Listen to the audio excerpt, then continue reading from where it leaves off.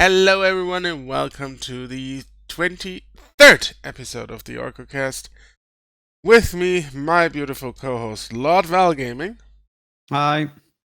and my beautiful co-host Bum Mum down there. Hey everyone.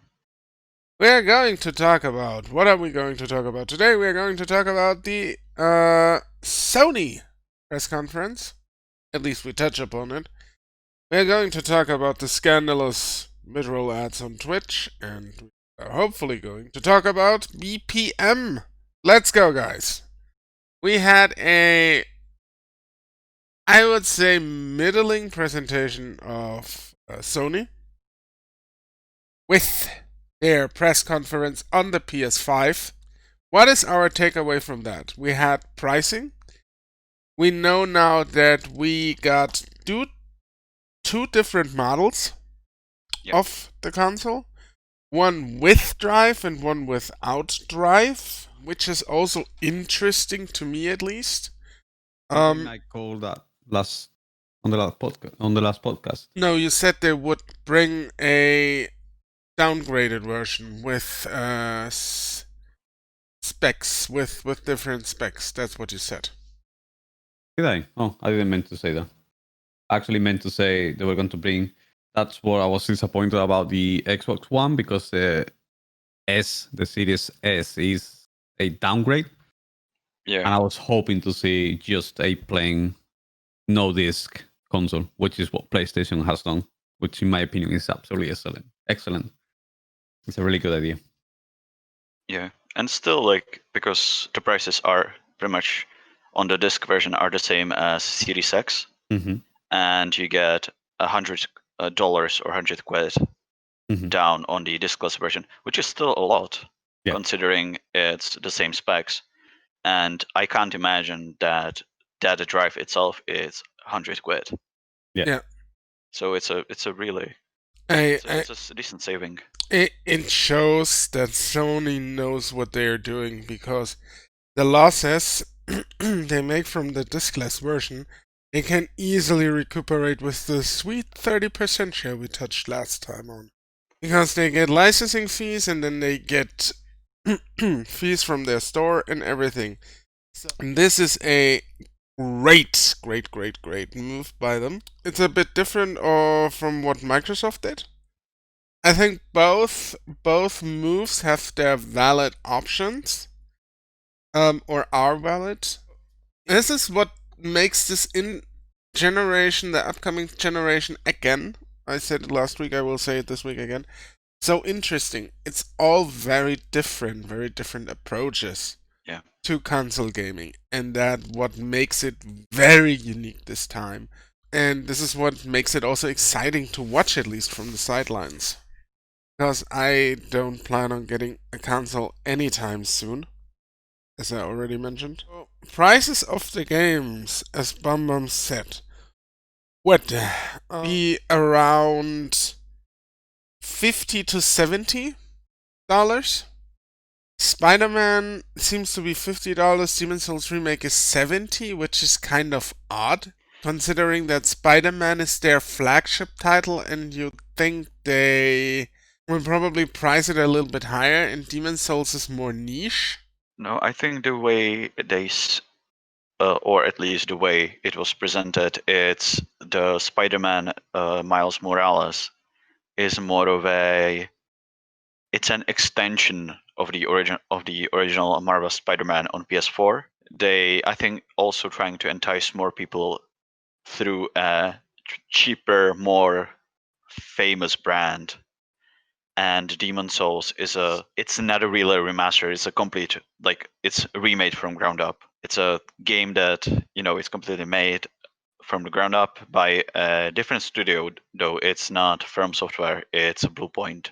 And I think that's how it's gonna be. Like, the big first party titles are gonna be usually priced around $70, and the smaller games that aren't either as big or as seen as something that's going to be like an incentive to buy the console, I think they're going to be priced around the more attractive price points of like 60 still or $65. At least that's what I'm like seeing it. I mean, Further. a lot of Sony's titles have been, at least in my country, when they start 70 euros for the longest time now. I still remember that games like Days Gone, for example, launched at a whopping 69, which is the best number, 99. So I'm not really surprised there, because they tried to squeeze in out a lot of money. Yeah. Sorry, I honestly think that just the pricing of the games were going to go up at some point. I mean, I think that was a bit inevitable, isn't it? I didn't say I'm surprised by it. I am used to seeing price tags $69.99 on my console games already. Do you guys think it's fair? It's a fair price? Or I mean, it was coming at some point, like now or the next gen. Like nobody is probably happy about it, but at the same time, like the game prices haven't been adjusted for inflation and other factors in almost like 2 decades. I think personally that I would be okay with it if they wouldn't just put microtransactions and other stuff in there. Yeah, and that's the thing. It's like I'm okay paying it for a game where I know I get a decent package where it's not going to try to squeeze more money out of me through microtransactions. Whereas if you can bet EA is going to jump on that bandwagon, and the next FIFA is going to be $70, and there's going to be half the content that was in the last game. that's going to happen. Yeah. So here's the thing. EA releases this X-Wing Squadron Fighter thing in October, and it would be the perfect birthday gift for me, because this is 1 or 2 days after my birthday. And because I love X-Wing TIE Fighter, X-Wing versus TIE Fighter, like the games from the 90s, and I would love a good Squadron Fighter. But I'm pretty sure the price tag on that thing already worries me deeply. It's $39.99, and I'm sure, no matter what that is, they're gonna throw so much monetization on top because it's that cheap in their eyes that it's probably unplayable to me. Has there been any big EA release without major monetization at this point? No, that's the beauty of it. EA is very, very, very predictable. I mean, if it comes out with EA Access, might give it a go. Yeah. If you have the Ultimate Game Pass, you don't even have to give EA any money, really. Yeah. So what else was there on the show? They showed a few games, but nothing of interest, I think. Yeah, I don't think there was anything really that was either completely new or that stand out. How do you guys find the pricing of the console? The pricing of the console is what I expected. Strangely, the exact same price as the Series X. Isn't that a coincidence? I'm pretty sure it was intended to be that price because Sony's been memed to hell and back with $5.99. Yeah, exactly. So they're not gonna go above. I think since we talk about a Japanese company, the $5.99 meme is like, I think that's probably something that hurt their pride so much that they will avoid it in the future. Yeah. If they and if it's just a loss for them, a massive loss, they will never go ever over that thing again. Because even still, it's a meme. So yeah. I even used that meme recently on Lord Val's vlog. It's still around and in good hands. Yeah. I think the pricing is good. Like Bambam said, I don't think they will go ever ever over $4.99 at this stage, because just out of their culture as well, or of the corporate culture out of Yeah. Japan. Then again, they moved basically the PlayStation division all over to the US, Hmm. West Coast. Maybe it Yeah. changes. Yeah, I assume that's where the digital version comes from.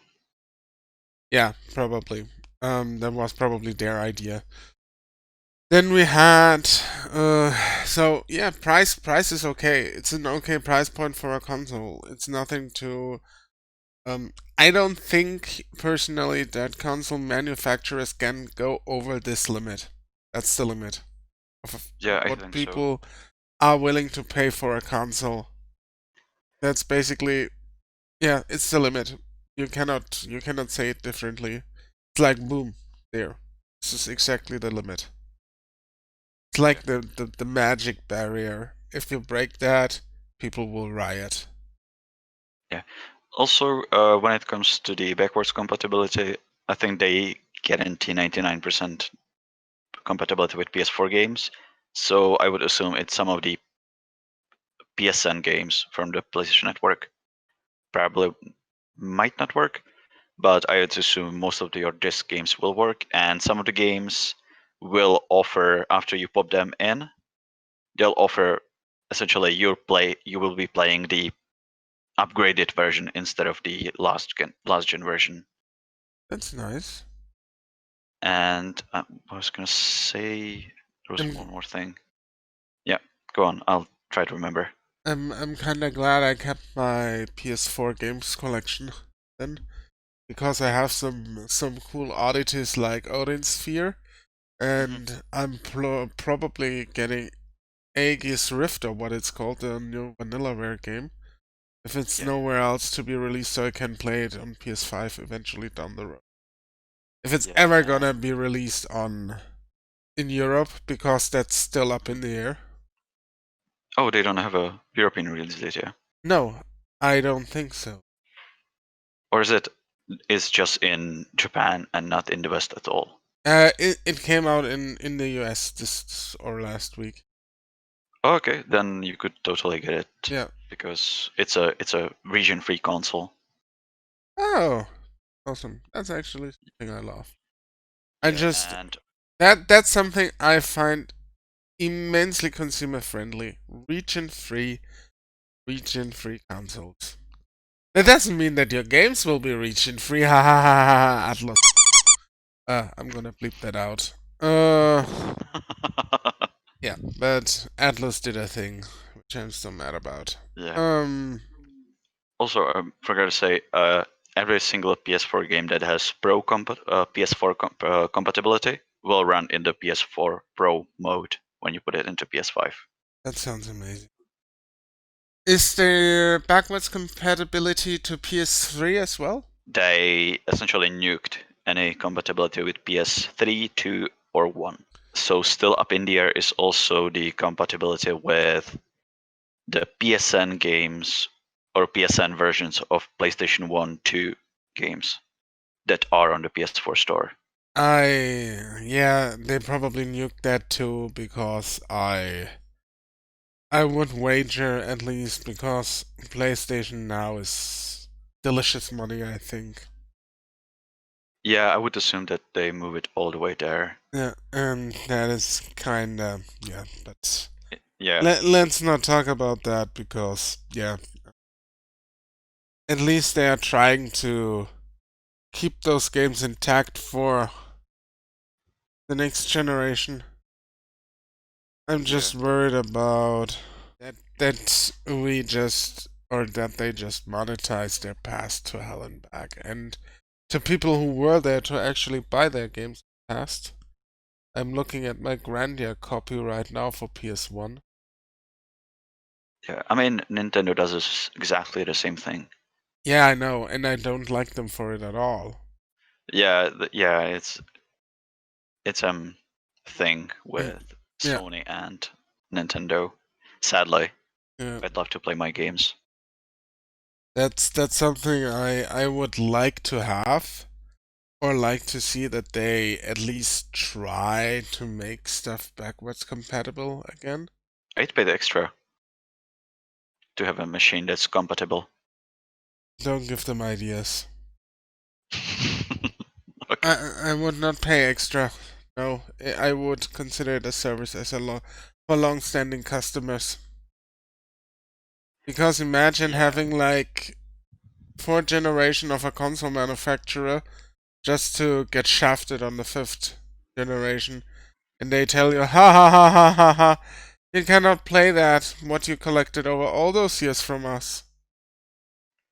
Yeah. Go in the corner and cry. Backwards compatibility is still for me at least, one of the most important aspects of a console. Yeah, the problem though is as well that you have essentially just two options to go. Either you into your console you put in a legacy style core that will serve as essentially a secondary machine that runs once you put in an older game, or you emulate. I think at least for PS1 and PS2 games, software emulation should be no problem at this point. Absolutely not. Mm-hmm. Yeah, then again, thinking back to like PS3, because my PS3 is compatible, and the emulation there was atrocious. I get that, but it wasn't really there. I just say, if you look at this generation that comes up now, it's like very far away from the first two generations, and software emulation shouldn't be a problem. Well, it shouldn't be, but yeah, it still is. Even like in the when it comes to the communities outside these developers. Yeah, I mean, I have a few Japanese games even here. Just looking at them, Yeah. like Fist of the North Star from Axis, from the Guilty Arxis, thank you, from the Arxis, yeah. from the Guilty Gear devs, and I would love to play that on pitch perfect, 60 frames per second again, because it's such a good fighting game. Nobody played it, but it's perfect. Mm-hmm. And I think software emulation could do that at this point.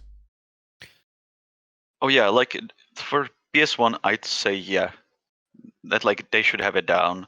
I'm not sure about PS2 because even PC emulators struggle with it, and I think for whatever reason, I think the PC emulators are far ahead of what probably Sony has developed for themselves.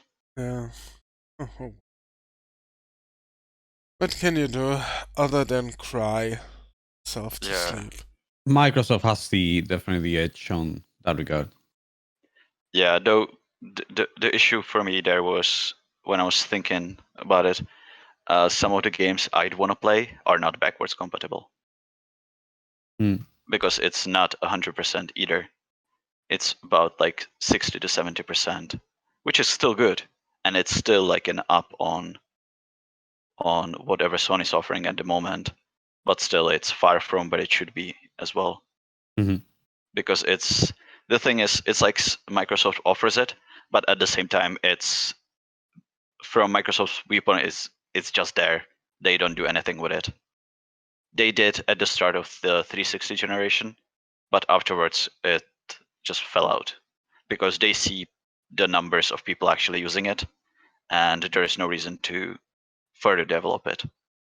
And I think that's the issue as well, because yes, we'd love it, but at the same time, how many people are actually going to use it? Because how many people do you see trade in their old systems to get the new ones along with their games library? Yeah. It's just kind of sad. It's sad because I'm like all for as well for game preservation. Yeah. But at the same time, there's the investment where they have to see it and it's just not there. And I kind of get it in there on both sides, Sony and Microsoft. Yeah, that's the thing. That's the thing. I personally just want game preservation to be finally a serious thing. Mm-hmm. That there are like libraries of games where you could go and just get them, like with books, because everyone is like, oh yeah, we have to preserve books, we have to preserve movies. Games are not there yet, but they deserve to be there. And the issue with the all digital thing that's going on more and more and more, and with the cloud thing coming up, because that will be the next big step.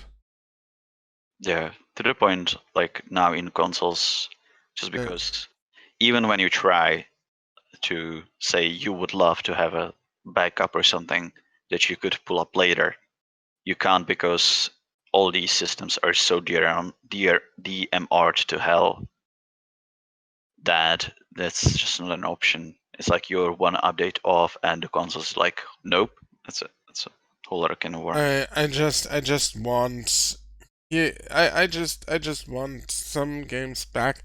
I mean, we can be glad that a lot of that stuff comes also to PC at this point. Like, for example, I installed Death Smiles yesterday, which is a great bullet hell shooter, and maybe I'm gonna play it a little bit on stream today because I just enjoy it. Or maybe play it later a little bit, I don't know yet. Anyways, Death Smiles is great, and everyone should play it. And Akai Katana is from the same devs, and for example, that is not backwards compatible on the new Xbox. Anyways, so expectations from the showcase, just to sum it up here. Then we can move on to Twitch mid-roll. I think the showcase was okay. They communicated very poorly when the pre-orders would get up, because it was like a tweet attached to the showcase link. Oh, by the way, our pre-orders will go up tomorrow. See you there. Bye bye. Love you all. Yeah, that happened there. So we are in the realm now of outsold PS4s, PS5s. They are already sold out everywhere. And the issue is, a lot of people or a lot of scalpers bought them. Yeah. That's an issue actually in this industry, scalping, price gouging. If these, I mean, I understand that Sony can't really make that they can make a lot of consoles available at launch due to the current situation. But like, come on, guys, don't price gouge. That's not cool. Order one console, order another console for someone you love, and then that's it. Okay? Yeah, I'm not sure because I imagine some of the retailers that were putting up these pre-orders didn't set like one per customer, or just didn't, because all these backends track maybe IP, so you just use a VPN, a burner email, and now you have a guy who ordered like 6 of them and is gonna sell them for double the price on eBay come the release. Yeah, and that's like a really bad thing to do. Yeah. At least I would say that. Yeah, it's pretty much like every other Nintendo release. I know. Or the RTX situation. Yeah, they have that. They have that there as well now. That's actually a shame that happened, but that's okay. I mean, I'm not gonna buy a PS5 on launch anyway. So, but I'm sorry for everyone who wanted to have one on launch. Yeah. But that's an issue that needs to be talked about in the industry, and it needs to be talked about firmly, because everyone loses out except the companies again and the price gouges. Yeah, it's also people that are just ready to, shell out whatever they see on eBay because they just want that. Yeah, but I would say if there wouldn't be that the first two, the third one wouldn't exist. But at the same time, it's like it's voting with your wallet. If you don't buy from the scalpers and you just wait, okay. Yeah, some people can't wait. Yeah, That's the FOMO syndrome. Fear of missing out. yeah. And that's pretty big in the gaming industry. Yeah, so that's that. Alright. Do you guys have anything to add before we sum?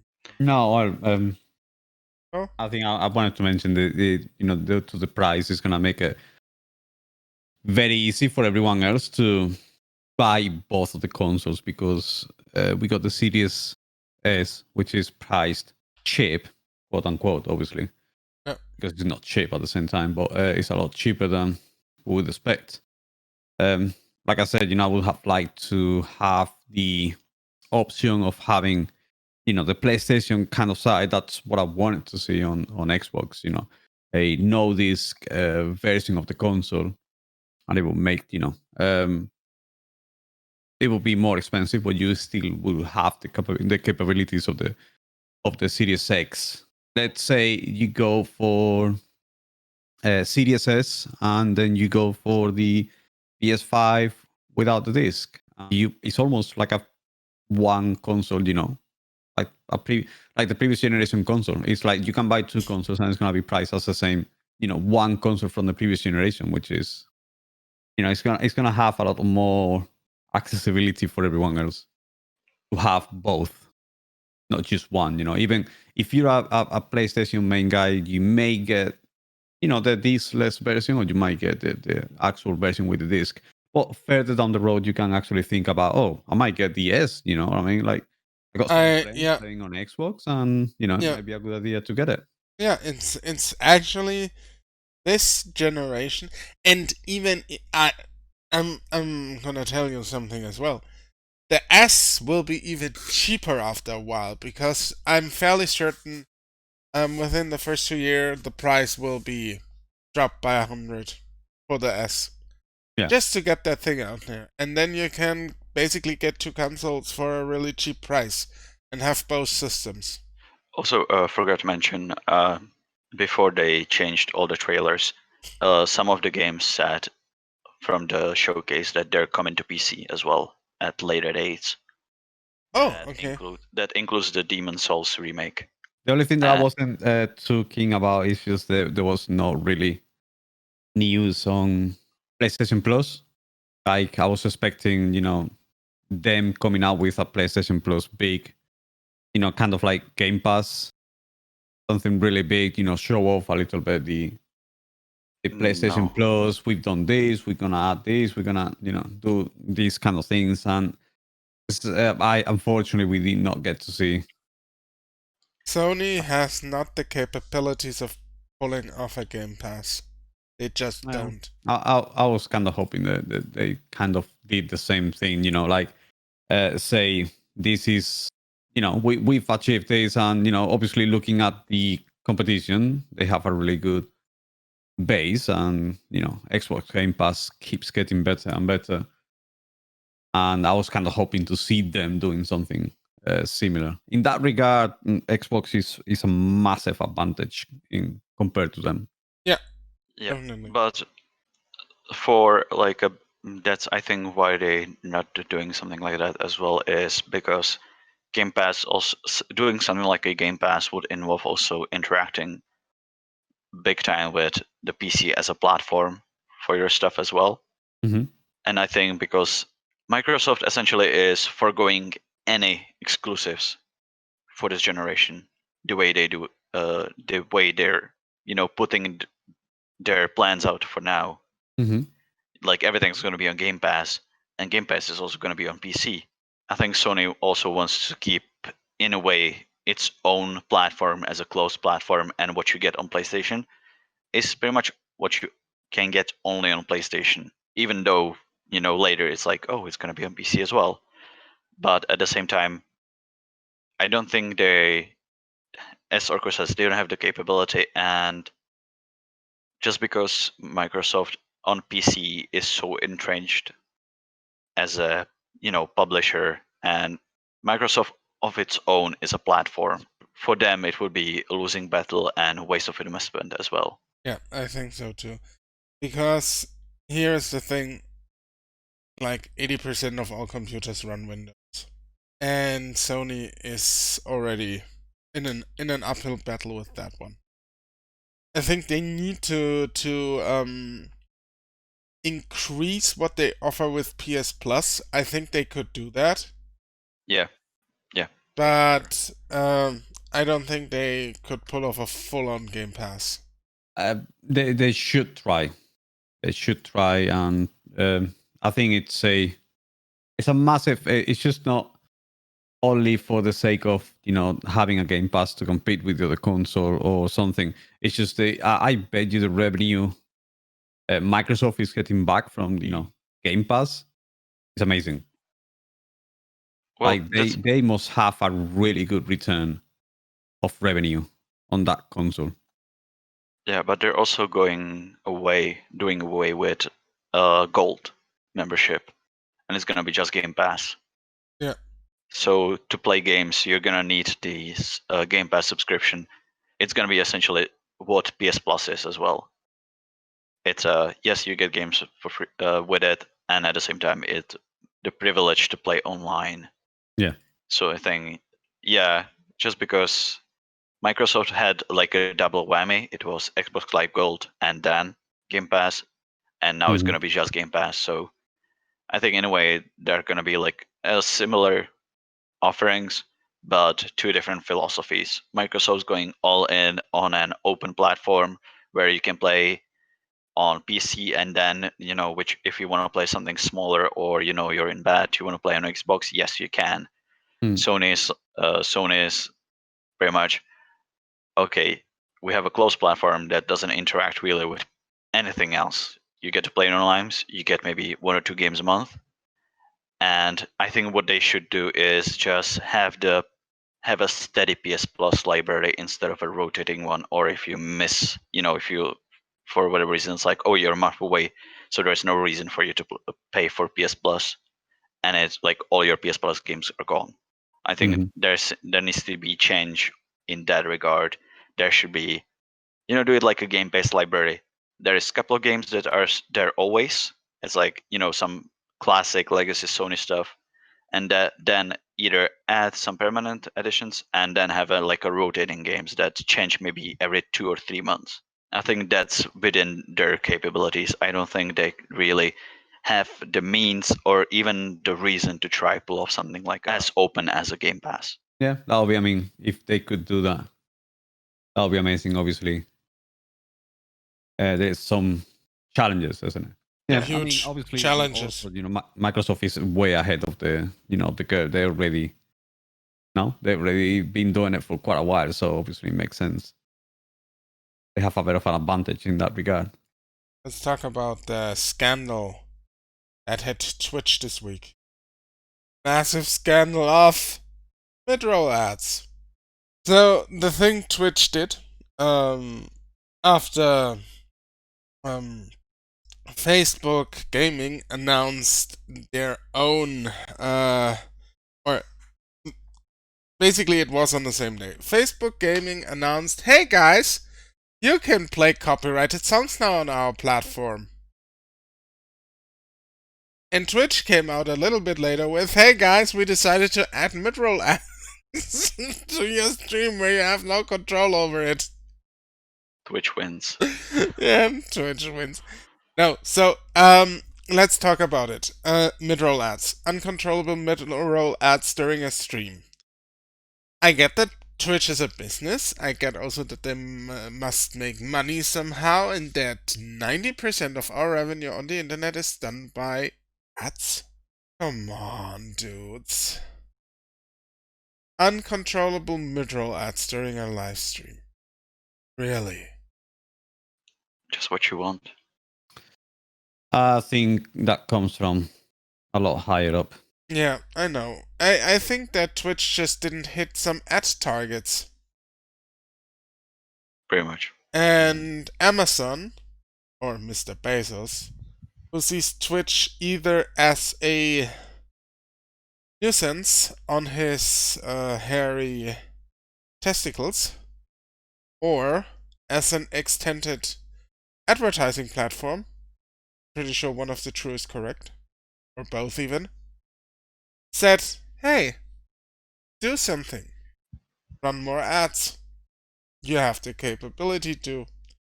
And Twitch said, Mr. Bezos, don't, no. You're already getting flagged for the other ads. And Mr. Bezos was like, be a good advertising platform and advertise. Which was like, no. I want to touch on one thing that you actually mentioned.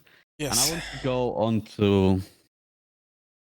I didn't want to go into a rant on Twitter. I almost did though. I see so many people like flexing now. Oh, we're on Facebook Gaming. Facebook Gaming allows me to play copyrighted music. All right, that's fine. Congratulations, I guess. You're playing copyrighted music. I listen to the copyrighted music. I'm not streaming all day long. When I'm streaming, the one thing is when I was playing copyrighted music in the past on Mixer, I got bored of the music. I got really tired of the music. I didn't even want to listen to the music when I wasn't streaming. Second, you're playing copyrighted music. Then, if you think about people like, I don't know, myself, Bobby Laramie, Alpha Gaming, Harry Seller, we as content creators, we creating music, copyrighted free music.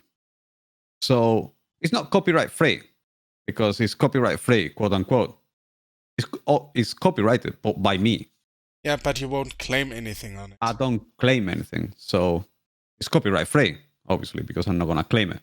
I see those flexing and you know, making fun of Twitch and all of that. And it makes me think it's like, so then you don't care about the people that invested time and money on this because there's a big money investment and a big time investment onto doing this.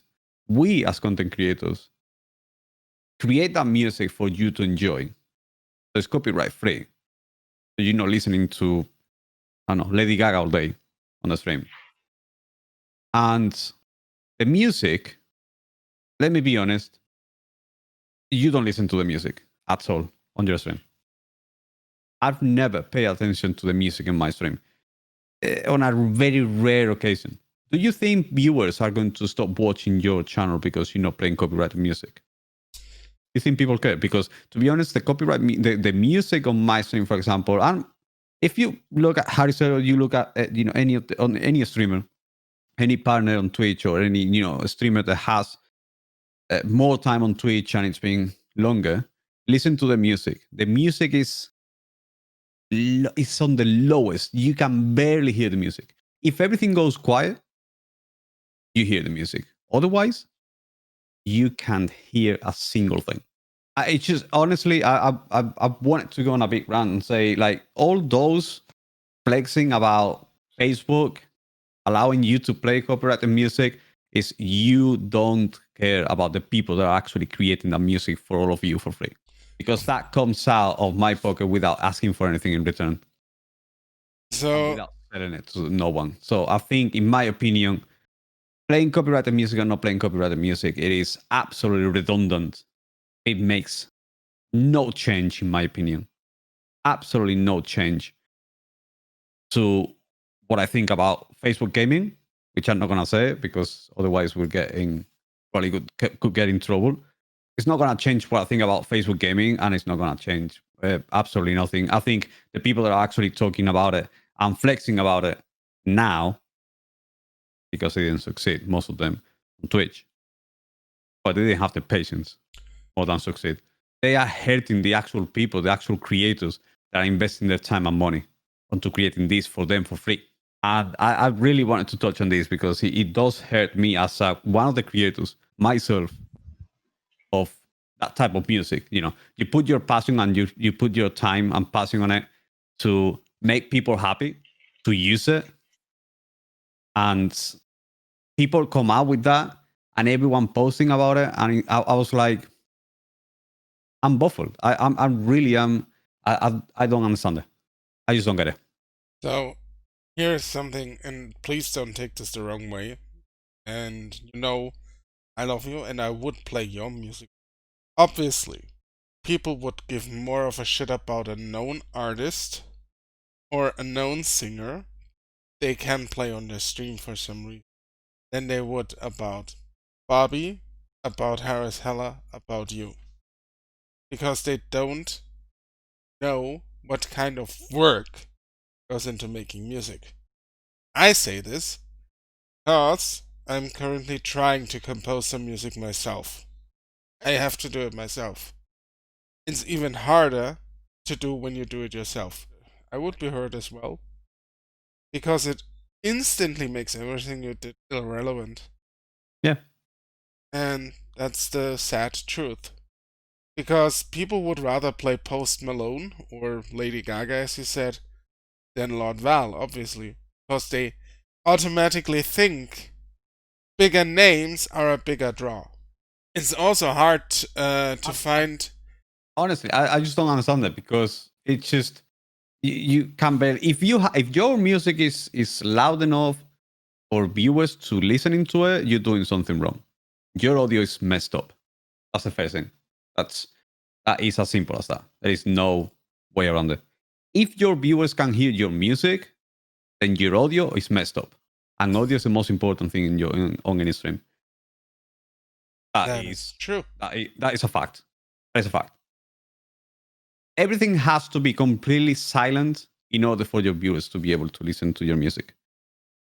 Whatever, you can tell me whatever you want about, playing Lady Gaga or Post Malone or whoever that is. I really, honestly, if my viewers can actually hear my music, I'm doing something wrong with my audio. Not just my audio, but I'm doing something wrong with my stream, because audio is the most important thing, because people listen to you more than watch nowadays. So I just wanted to mention that. I don't like the fact that people are flexing about Facebook Gaming allowing you to play copyrighted music. I just say, so what? So what's the deal? Such a big deal that you can play a guy that doesn't even care who you are?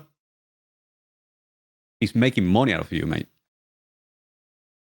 Yeah. He's actually making money out of you. And you got people that really work for it, and not really, obviously they work for it. I'm not taking any credit away from music artists or anything like that. Obviously they work for it and everything, but they're making millions. I'll make nothing. So obviously it's a tiny bit of so a little bit of human behavior. I don't know, just support, and it's different. It's not only, I don't know, I'd rather play something that's been created. Before I created mine, I was playing Harry Styles music, because I said, it's a creator, it's a content creator. He's making music for free. For me to play, absolutely, I'm gonna use it. Why? Because he's a content creator, and I want to support him rather than supporting Shakira. Shakira doesn't care if I play her music. It's completely different. And my music, like I said, you can't hear the music. You can't. You just can't. You can only hear the music if I step away for 1 second and everything is quiet, and then you can hear the music. Otherwise, there's no music for you to listen to anyway. So yeah, that is my take on that subject. Sorry. Yeah, so copyrighted music is one thing. I think the other problem that you have is that there is a lot of people on Twitch, for example, karaoke, and they will shut down Twitch Sings in January, which also sucks. Yeah. That's a completely different story. Yeah, I know it's a different story. Yeah. Saying, that Twitch, just in general, when it comes to music, is very lacking.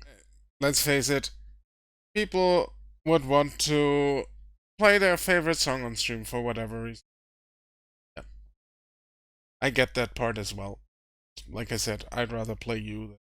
Yeah, it's just even if I was on another platform, even back then, that like I said, I was playing Harry Styles music when I was actually on Mixer. There was no copyright issues on Mixer, even though we all thought it was coming at some point, but there was absolutely no issues at all, and I was still playing it because I rather support someone that is creating that music for me, and it's not a rich person that doesn't even care about me. At least it's a content creator, which he's making money or whatnot, but I'd rather support that guy, that is actually doing it for the sake of doing it, and just one, fun, and two, supporting other streamers. So yeah, obviously, I'd rather, if I have to give something to someone, I'd rather give it to him. So, and like I said, I very rarely notice a song myself, nor the stream. So, it's on the background. So, like I said, it's just I bet.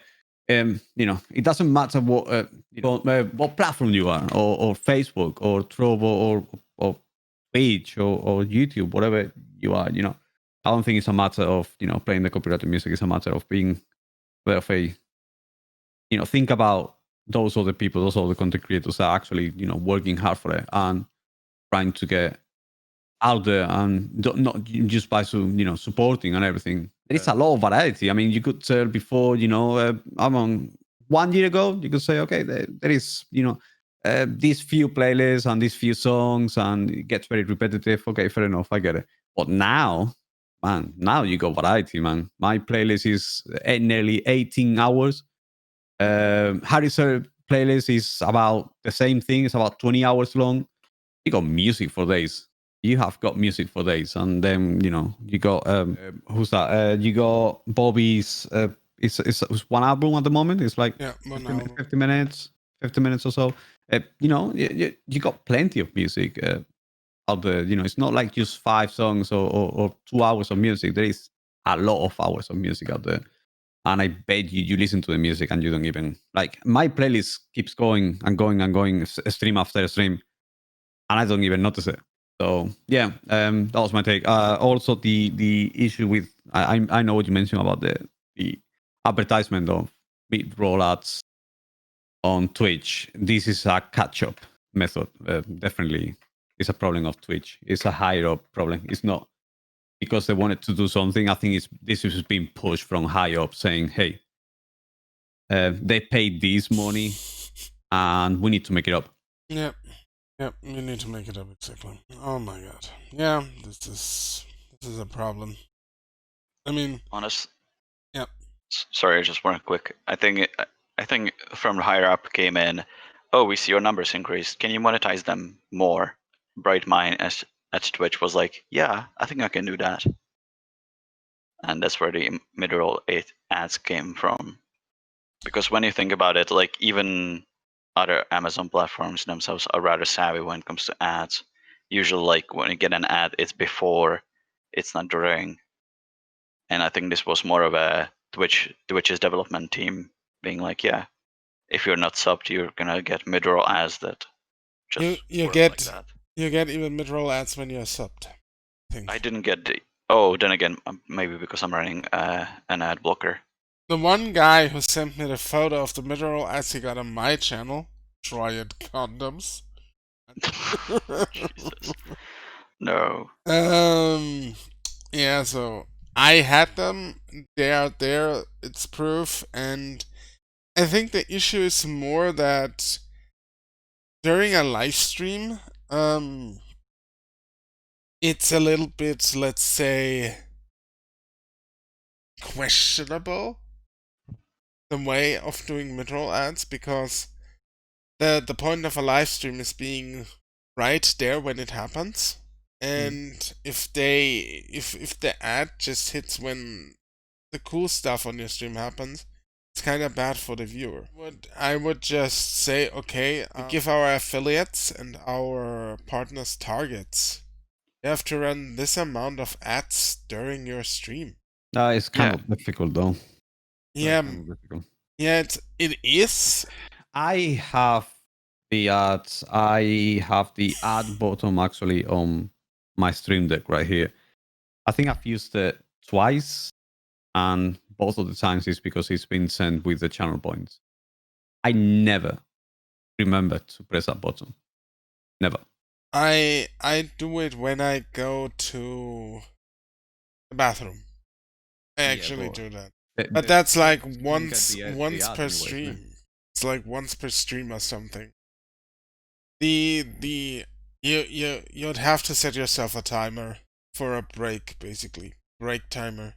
And then run the ad. But you could figure it out. I'm just saying it would be much more or much better to give the streamer control over when they run. Yeah, that's for sure, because as you said, live streaming is it's a live content that's unpredictable. Yeah. And you want to have at least control over some aspects, especially the ones that are not related to whatever you're doing. You want to control, the back end, the systems, and yeah, obviously, like it would suck if it'd be like, oh, you need to run like 4 ads during your stream, or be like, oh, you need to run like an ad every 45 minutes. Yeah. I basically think it's a target. I think it's a target. It's got nothing to. That's why they're not gonna give it to, leave it to random chance. I think they're gonna go. They had been set that target, and they probably, they have to achieve the target. So all big companies have the same thing. The big corporations, they have targets, and the investors want to get the money back, and they want profit. So they probably been set a target of a certain amount of money, and that way they're going to secure that money doing pre-roll ads. That's why they're not gonna leave it to chance. Whatever you do, probably as extra, ads that you put on your channel when you go on your bathroom break or something, it's gonna be extra revenue, which is going to add to the numbers, and it's gonna make them look even better. But I think it's just the fact that they need to hit a certain target, so they force everyone to do it. It's a very common usage on big corporations when they have to hit certain targets. Yeah, like I don't think it's here hitting targets. I think it's just doubling down on the increased viewership for Twitch. I don't think really they have any targets. It's just making extra dough off of the increased, traffic they get now due to the current situation around the world. Yeah, I understand. It comes up a very certain time. Yeah. It's very typical on, the last quarter. I would just, that's because I know because of my experience. I'm talking about, it's a completely different sector, but it's my experience. You enter Q4 of the year. You know what I mean?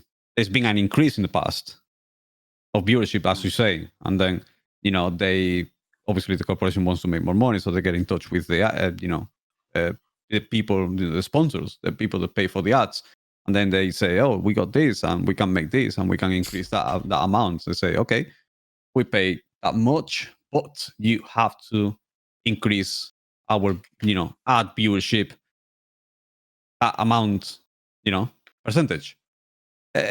Mid-roll ads, it sounds to me very much like they have to hit this and they have to make it happen. There is no choice for them. Like they have already, made an agreement with the companies and they have made an agreement that the companies have to be, being seen on an ad that percentage more. So that will make them secure that viewership, secure everyone is in it. And from that point on, everything you do is extra. It kind of like came on this, you know what I mean? Like Bang Bang, it comes at a certain moment. It's Q4 of the year, you know what I mean?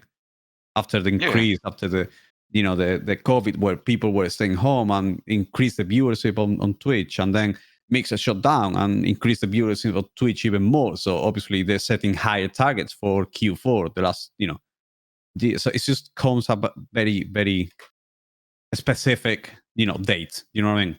Yeah, I know. So that I'm talking about. I'm not saying it has to be like that. I'm saying of my experience, from what my experience is usually it's September, it's Q4, and you are setting up the targets for the last quarter of the year. I just think that just doing those mid-roll ads is generally not a good idea. I understand that they have their quotas to fulfill and whatnot, but just the thing is that taking away control of the live stream is kind of terrible. Yeah, like there's a thing with corporations.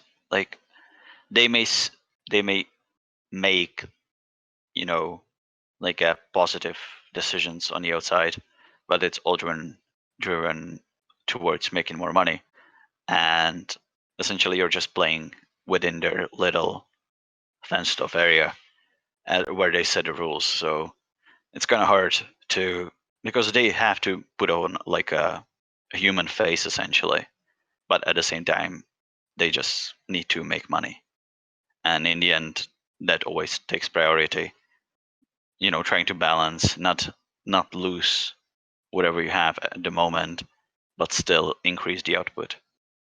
And a lot of either Twitch, YouTube, all their decisions, it's like people will kick, scream, and they're not great, but at the same time people will stay just because that's the places to be still.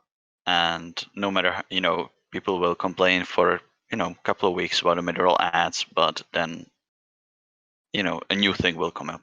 I mean, it's a topic worthy of discussing.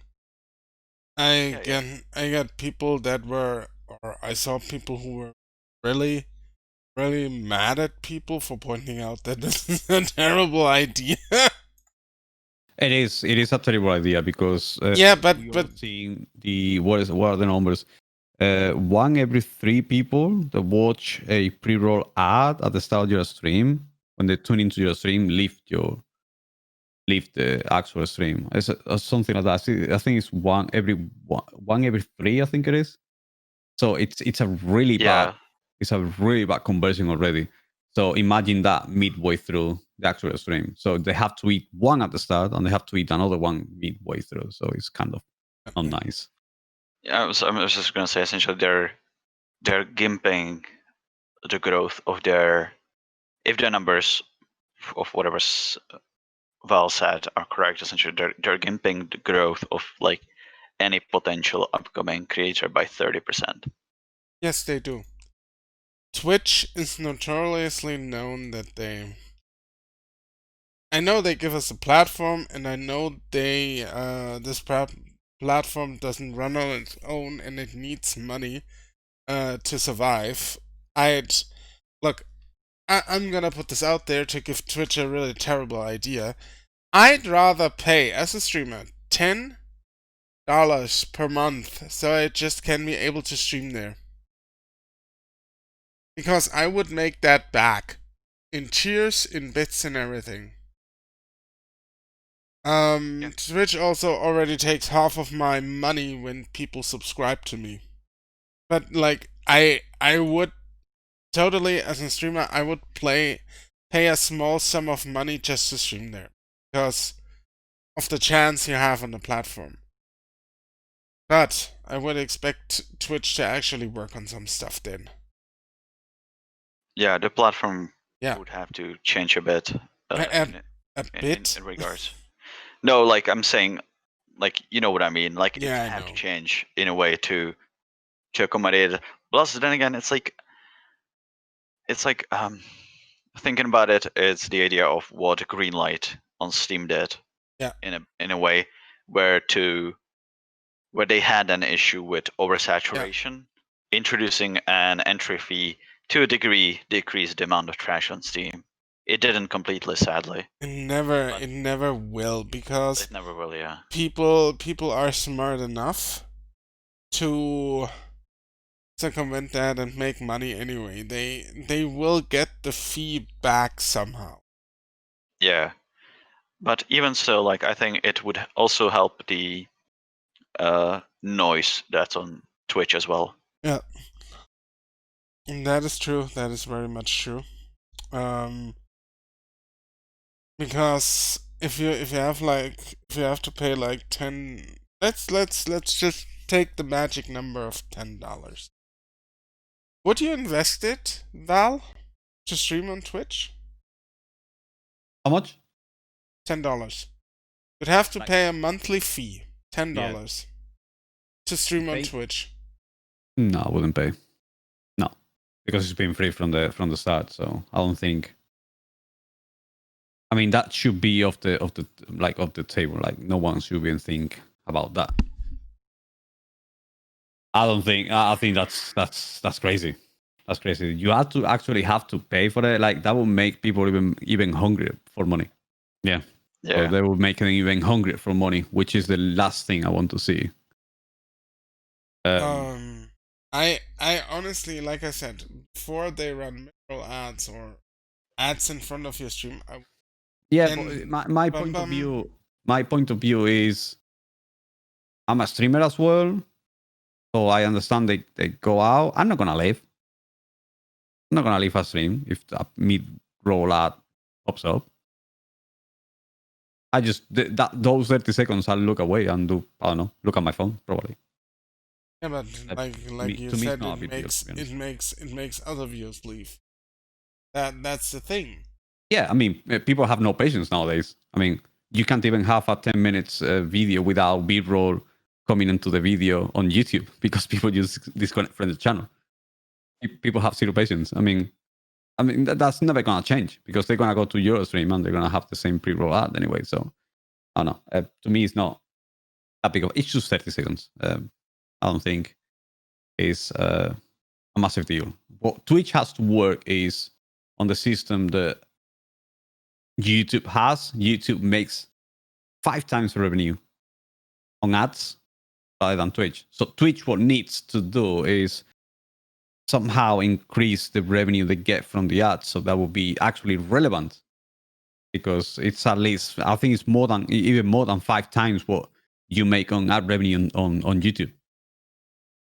It's crazy, is the amount of revenue you make. So, I see ads everywhere nowadays. So it's like, no, to be honest with you, it's like 30 seconds is not gonna change the entire, what I think of you. Of it's your stream. I'm there for you anyway. So I don't care about the ad anyway. So if someone cares about the ad and leaves you, that means they don't care about you, if I'm honest with you, because at the end of the day, supporting you and they don't have to pay a single penny for it. There's people watching ads to get bits. Like, come on, man. It's a bit hypocrite. You watch an ad to get bits and then you don't watch an ad and you leave someone's stream because you don't want to watch the ad. It's like, you just done it 5 minutes ago to get some bits. That's just the way I see it. I say it's a way of supporting the streamer without anyone having to pay a single penny for it. So supports you. It's 30 seconds. I don't mind it. I mean, I got plenty of things to do anyway. I'm just gonna check my phone and see what I don't know. We all do it. And it's supporting you anyway. So And I think the one of the points, I mean, Bam also made a great point about that fee. He said could just reduce the noise. I think that would create a big issue. I mean, obviously, that what I'm saying, obviously, everything that I'm saying right now is from the point of view of a streamer. I'm a streamer as well, so obviously, I don't think. I mean, most of the streamers hate it, but I don't go against it. I don't hate it. I don't love it neither. I just don't go against it. I say it is what it is. I've worked in corporations before. I know how it works, and I'm a streamer myself, so I know it's benefit from you. You know what I mean? Like I had a person coming in a few days ago. Just actually mentioned that. I just got the pre-roll ad. Congratulations, you got 3 pennies. Just like everyone else. I was like, you just like everyone else, man. Like obviously, you don't have to pay a single penny for it, man. And you actually supported me just by tuning into the channel and just watching the ad. Yeah. Yeah. You know what I mean? Then again, I think those people are just there to. A lot of those people that just complain, especially people that don't stream, are just there to complain because they got something to complain about now. But yeah. I think like for the streamer, I think it's a bit of a bad decision on the part of the lack of control, or at least give because they already have metrics, like they tier their streamers based on followers, subscribers, their view counts and stuff like that. So maybe make a tier thing where, okay, the lowest tier has essentially no control over the ads. Then you have tier that makes you money already enough, so give them the option to have a certain modicum of control about it. So because as I said, it's live content, and why you would watch a live content, it's for usually the unexpected or something that's really awesome that just emerges through the stream, and the ads can ruin it if you don't have any control over it. And that's the thing. So I think like they already do that. So just steer that ad thing based on the tier of your streamer. Hmm. I think that's one way to control it and make the impact lesser for people that matter for the platform. Is people who do the grind, or people that are already making you enough money, so the ad revenue really doesn't make any sense to impede them in that regard. Because say a big streamer is gonna probably make you more by if you don't run the 30-second ad. Yeah, I think there's smarter ways to do that than just nuke it from orbit. Yeah, I mean, obviously, right now Twitch is king, so we all know it. They know it. That's a big problem. When they know the king, there is no one to compete with them. Yeah, Whether Facebook is trying to, or Mixer was the one that came the closest one. I don't think Facebook is nowhere near. Absolutely nowhere near. They're miles away, and they're never gonna make it. I hope they do. I hope they do actually make it, but I don't think Mark Zuckerberg is bothered about having Facebook gaming, if I'm honest with you. yeah. The thing is, though, with Twitch, because the way to approach it is not to make a platform like Twitch. You have to, because if you try to beat, isn't it? yeah, you have to be different. You can't beat Twitch at Twitch's game. Yeah. And You that's have the to same do. thing. It's like Twitch can't, like, it's the same thing when we were comparing Twitch to YouTube. It's like Twitch can't. It's never gonna approach the volume of content as YouTube, Mhm. just because YouTube is platform that's straight up built for either like a edited content or a long form content, podcasts. It's like, yes, you have to podcasts on Twitch, but if I'm gonna go for any podcast, it's usually gonna be YouTube, just because I don't have to be live there for it. I don't have to have that 3-hour block for that podcast right then and there. I can go back and watch it.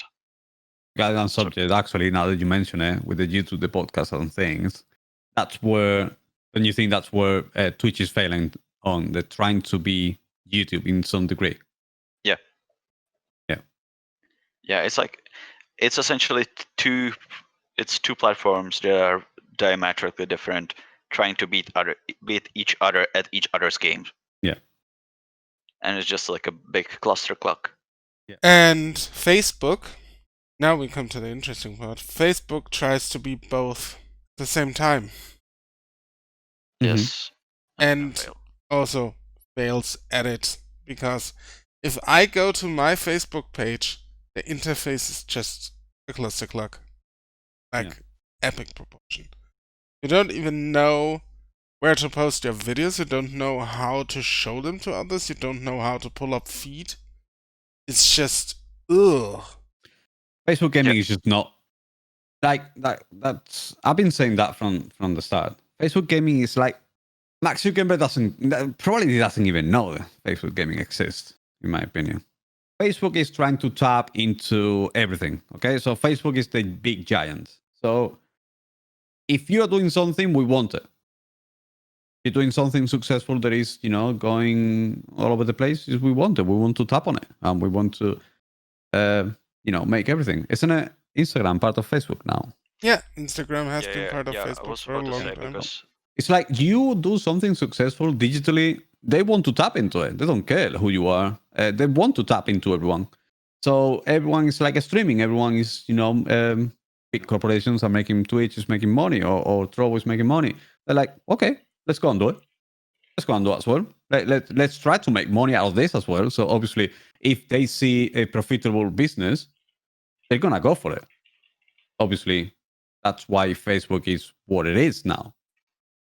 They're not there because they are, just for being nice. They're there because they make profit and they make money. It's a business. I think that's what I was about to say. Because Facebook is, I think, spreading themselves way too thin into so many directions. Because even before they acquired Instagram, they copied like the timeline and all these like photos that you were getting. It's like, oh, this looks like Instagram now. Mm-hmm. And now then they were like, oh, now you can stream, and now we're gonna host videos, and it's trying to do too many things. And it's like a lot of people that I know, like even the way I engage with Facebook is I just have Messenger on my phone and that's it. I don't even go like to the website. The only reason I go to the website is to like every 3 months change my password. That's it. That's the only way I engage with Facebook. So, and I know a lot of people that do the same. And I'm not sure if there's really enough people like still browsing the website to really make it worth doing that investment. According to some people who switched from Mixer to Twitch and then to Facebook, I call BS on that one. Yeah. I really do. I think they have big numbers and they have probably great metrics on Facebook. What do you say? The people that went to Twitch, to Facebook from Twitch? Yeah, former Mixer partners, you know them as well. Okay. They went from Mixer, then they split their schedule between Twitch and Facebook. And then they went to Facebook entirely. 2 of them, in fact. Yeah. From our teammates. Yeah. I know. Yeah. I mean, I know a lot of people that have changed. And they say it's great there. When I'm there, they stream to 4 people. I don't know what's great about that, but whatever floats your boat, man. I mean, it could be on Twitch, could be exactly the same thing. They were streaming to more people on Twitch, at least the person I'm talking about. No. I mean, I'm talking in general. I'm not doing anyone, absolutely no one personal. But I'm saying, in general, yeah. I mean, you're streaming for 4 people on Twitch, and then streaming for maybe 5 or 10 on Facebook Gaming. But is it really Facebook Gaming that worth? I don't know, because to be honest with you, I jump in and I watch some of the streamers and everything from time to time, obviously because of the time restriction and because it is easy for me to know when people are live in, let's just say, Twitch, because obviously I move around Twitch more often, so obviously I know where everyone is doing. So Facebook Gaming, I know it's difficult, but if you get used to it, it's like Twitch at the start was super complex for me, and then I got used to it. I'm not super easy. But Facebook must be the same thing. Once you get used to it, it should be very easy. It's just, I don't think the platform is fleshed out as Facebook Gaming is a completely different thing. It's included on Facebook. Your name shows up. It's not really, I don't see any advertisement of Facebook Gaming anywhere. It's literally nothing.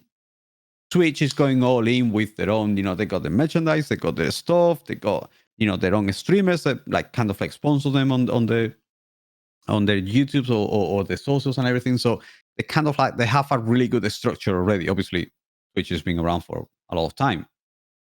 But that's what we used to see when we were on Mixer, and we thought, oh, Mixer can do this and Mixer can do that. But we all know what happened with Mixer. Facebook Gaming is trying to do. I see Facebook Gaming trying to do what Mixer was doing, and it's exactly the same what Twitch is doing already, with 10 plus years experience as a company.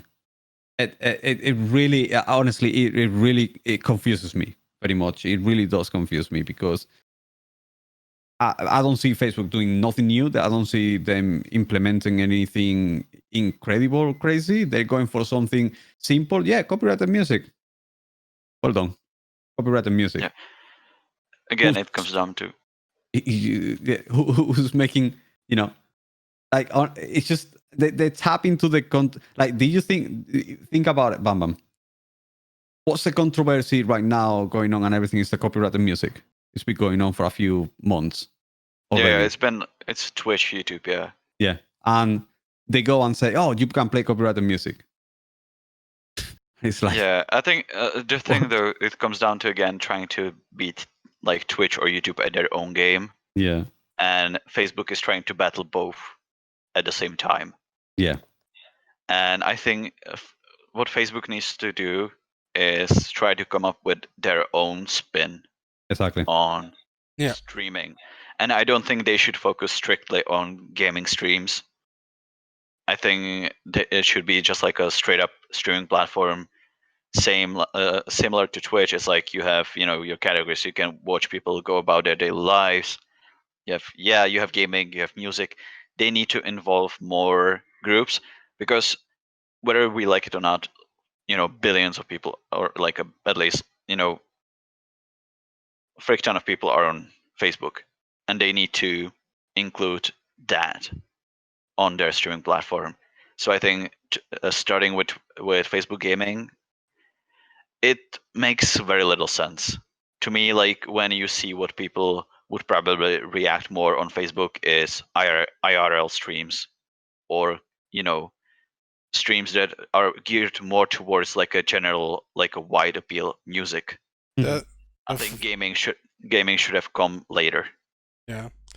The fun thing is actually Trovo, which is also still a thing. Also DLive, but Trovo, I want to talk about Trovo real quick. I don't know what happened there, but seemingly some creators left the Trovo platform because something happened there, and they came back to Twitch. Yes, they came back to Twitch. Okay. I don't know what exactly happened. Seemingly what I read is something along the lines like, Trovo claimed to be pro creators, but they actually weren't, and there's just an in-clique of people getting all the advantages, and everyone is left out. And the other big thing they did was art streamers and IRL streamers on Trovo have it much, much harder to get a partnership, which is kind of weird to me. Yeah. Because there are some fantastic IRL streamers on Twitch, and I would just not just look at metrics, but just make it content based. On Twitch, there's some guy who is someone who goes out and just survives in the wilderness of Canada. And that's some great stuff right there. Why wouldn't you want to give that guy a partnership? That's pretty unique. He plays Bear Grylls in front of a live audience. And Trovo made it hard for these people to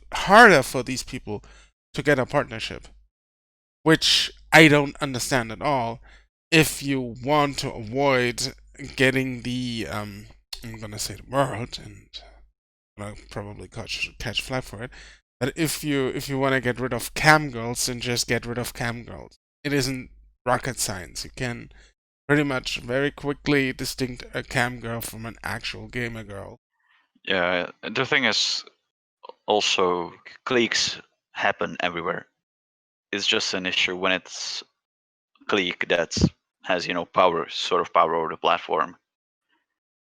And yeah, it seems like Trovo essentially is that kind of, even like quick scan of Trovo, it just looks like Twitch, just, green and black instead of purple. And they don't even show, I just checked, they didn't even show viewer count when you browsing the website. No. Trovo is just, oh my god, I'm gonna say it, I don't care. Trovo is just a bad version of Mixer. And Mixer was already a bad version of Mixer. Sure. I think Trovo has potential, but I just think it needs more time. I just give it a bit of time. I just want to see. We'll see where it goes. By the way, at the moment, Dr. Lupo it's sponsored by Gillette. He actually does advertisement for Gillette. I just got an ad of Dr. Lupo shaving. That was a good view. I'd rather have an ad where he uses a Trojan. No, I mean, it's actually has Dr. Lupo ever had a beard? I never seen him with a beard anyway. I mean, Shroud came back with a beard. Yeah, well, you call that a beard? You call that a It's beard? just few poops on Yeah. his chin. I don't call that a beard. I mean, this is Dr. Lupo. This is what, not Dr. Lupo. This is what Shroud can get as like me. There's nothing here. Shroud, you Okay. and me know we don't grow nothing here. Oh yeah, so I would probably be Gold Gandalf then. Yeah. Well, Yeah, you're I mean, Eastern. Trovo, in my opinion, needs a bit of time cooking. I don't know. It's just it's brand new, and I think it's been a bit rushed by the people who created it because of the mixer situation. Probably it was in the cook. It was cooking before, but it was kind of like rushed outside. I don't know. Yeah, I think that's the problem. Like, if you want to make a platform like that, you just need a huge backend, financial, technical, and you need people that know how to run a platform like that. And these smaller platforms, I think, at some to a degree, start with the idea. It's like, people that made Twitch or YouTube made it big, but now you can't really compete unless you have backing that's on the level of YouTube or Twitch. That's why pretty much like the only platforms that matter at the moment are to a degree Facebook, Twitch, and YouTube. There is like, yes, we can talk about Trovo and other smaller streaming platforms, but honestly I don't see them lasting around long. It would be great to have competition, but you need someone need someone big come in and try to compete with those three. Bigger than Microsoft. Like Microsoft was big. I mean, you all know who backs Trovo, right? When we are talking about big. The corporation, the Chinese corporation. Tencent. Tencent. Yeah. Okay. It's wholly owned by Tencent. It maybe could. I am not sure. I don't. At the moment, I don't see Trovo going anywhere. I hope they can make some moves. I have my reservations about it, just like Facebook. Because if you say you have issues with Facebook and data security, you should be very wary of Trovo as well. Because Tencent is evil, just like Facebook. Yeah, that's the thing. Yeah, and like, I'm just putting that out there. So I'm very wary of both of them. So that's why I still didn't make the jump. I could have had a partnership on Facebook, actually. Were you a partner on Mixer? No. No. But I had the balls to write their department and say, guys, if you want me on that platform, I want a partnership. They said, yes, here you go. I think, though, when it came to that, it's like that switch to Facebook gaming. Like offering those partnerships was because Facebook gaming was trying to get as many people on their platform as possible that had any sort of following. Like didn't matter really. It's like I didn't want to diminish or anything. I'm just saying like I think that was part of it. It was just like let's get everyone we can. Yeah, I get that, and I don't have any qualms or illusions about it. I don't think they said, oh my god, this guy is so great. We need him on our portfolio right now. I honestly think you do something different than no one else does, so why not? That's okay, and thank you for that. But I honestly think they were just like Bum said, yeah, let's just offer him the partnership so he comes up. They didn't care much for me as a personality, I think. After we had after I had to talk with Jelly recently and put also out a tweet about it, stealing content and everything, you might have seen that. I think if you offer me a partnership, you need to know what you get yourself into. Because at this point, I made my peace with the fact I'm loud, crass, and outrageous. That's the other thing that turned me really off. If you read the guidelines of Facebook, they're even worse than Twitch. Yeah, just read that stuff. It's like, we don't want any stuff like this on our platform, and it's so broad. So there was a rumor going around, and I can totally see where it come from, that you can't even swear on stream as a partner. Oh God! I mean, that's not a problem for me anyway. But yeah, you don't swear anyways. But it's like if you have like these broad terms, like really with a broad brush, I won't go there. And if I'm telling you their TOS is worse than Twitch, then you know what's up. Yeah, I mean, worse than Twitch, Jesus Christ. Twitch is bad already. And a lot of Facebook streamers will probably be like typing now and you got it all wrong. This is that and there's that. I don't care, guys. I do care. I have to say, like I said before, even though everything I say and everything, one, don't flex, and you can play copyrighted music. I can listen to it as well. So, and supporting creators. So, I hope Facebook Gaming gets big. I really hope. Trouble, Facebook Gaming gets big because that will create competition for Twitch. Competition is good for us. It's that simple. I want competition because the more we go, the more people we have, the more people we grow. That will be one. Make them compete between themselves, which will come into the benefit of us as streamers and viewers alike. And yeah, it's like exactly what we talked about at the start of the show.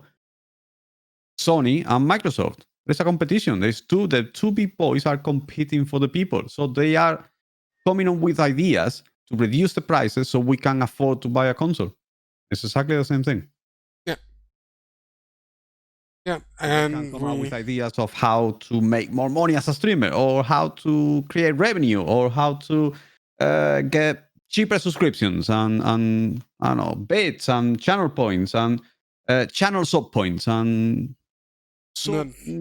gifted points or whatever. Yeah, not only that, but also how to support you as a creator, as an entertainer, to get more in touch with your audience. How can you engage your audience better?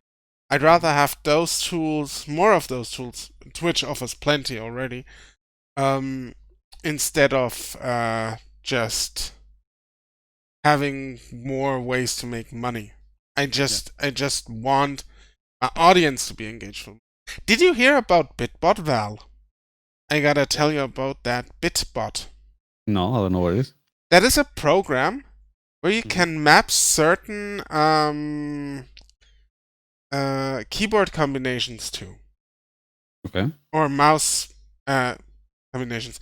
And when someone pays a certain amount of bits, then this will be activated. I've seen Tarkov streamer use that a lot because they have like stuff like Alt F4 out of the raid, where you then lose everything, but you have like to pay 2,000 bits, and people actually do that. That's some great stuff for multiplayer games. No. I gotta link you that. I think it's a great thing. We can link that on the videos as well, so they can say it. I think I've seen actually one of the most Need for Speed speedrunners use it, where they mess up the physics of the game based on whatever bits is being paid. So you have like cars flying, or super small, super tiny cars, or super big cars. So yeah, it's a way to, I guess, to engage in a way. Yeah, I mean, it's a new way to engage them, and I think that's great. And obviously, I will leave that in the video because everyone should know about Bitbot. Bitbot is great. I think it's a great way to engage your audience. Okay, so that was it. That was our rant about streaming in general. I think we went from Facebook Gaming's announcement of copyrighted music to mid-roll ads to streaming in general again, so I think that's actually a good thing. Bam, would you mind if we talk or postpone BPM to next week? Because then we could talk more in depth about it, since you will be MIA. Yeah, you will be MIA, okay. Yeah, so then we wrap up the 23rd episode of the Orcocast. Gentlemen. Thank you for being here. Thank you for being amazing. And you all have a wonderful day. Lord Val, where can we find you? Well, you can find me on Twitch, twitch.tv/LordValGaming.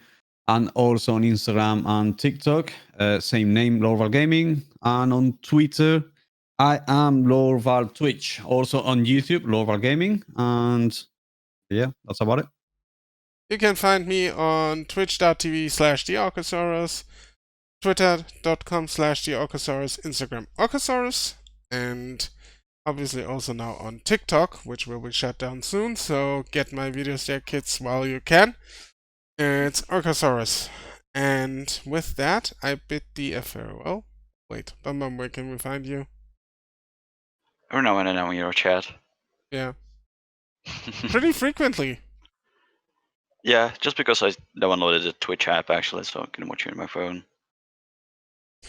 Anyways, you guys and gals all take care of yourselves. You have a great week. And we will see each other on the next cast.